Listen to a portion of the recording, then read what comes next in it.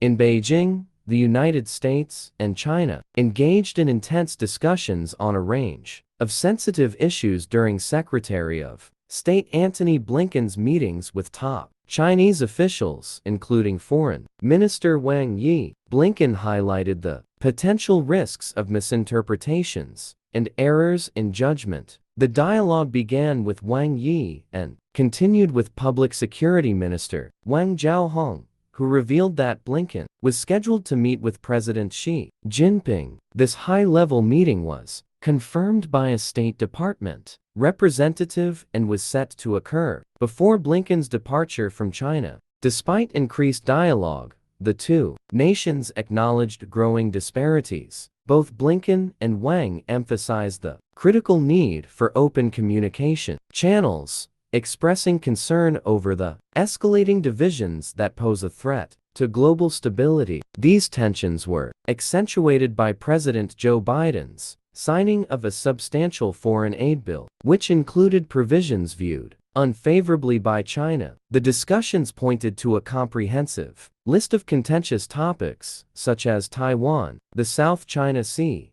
trade, human rights, China's backing of Russia, and the handling of synthetic opioid precursors. Wang Yi remarked on the gradual stabilization of Sino-American relations but noted the mounting negative factors causing disruptions. He posed a significant question regarding the future trajectory of the bilateral relationship, challenging both nations' commitment and capabilities. Wang Yi also voiced China's long-standing grievances concerning U.S. policies on various issues without delving into specifics. He called for mutual respect for core interests and urged the U.S. to refrain from interfering in China's internal matters, hindering its development, or crossing its sovereignty and security boundaries. In response, Blinken affirmed the U.S. administration's dedication to dialogue with China, even on contentious matters. He acknowledged some progress but anticipated ongoing challenges in the discussions.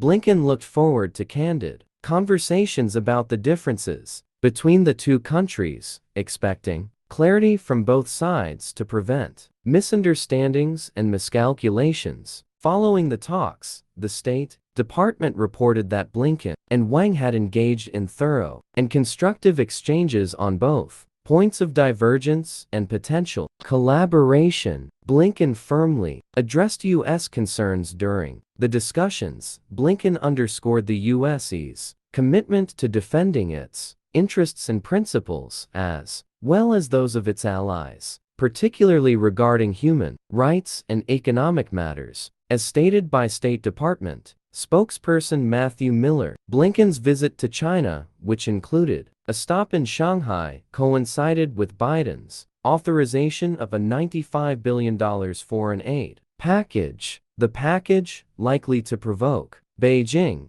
allocates funds to counter China's assertive actions towards Taiwan and in the South China Sea, and proposes the divestment of TikTok by its Chinese parent company. As pivotal figures in the Indo-Pacific region, the U.S. has expressed increasing concern over China's assertive stance towards Taiwan and Southeast Asian nations with whom it has territorial and maritime disputes in the South China Sea.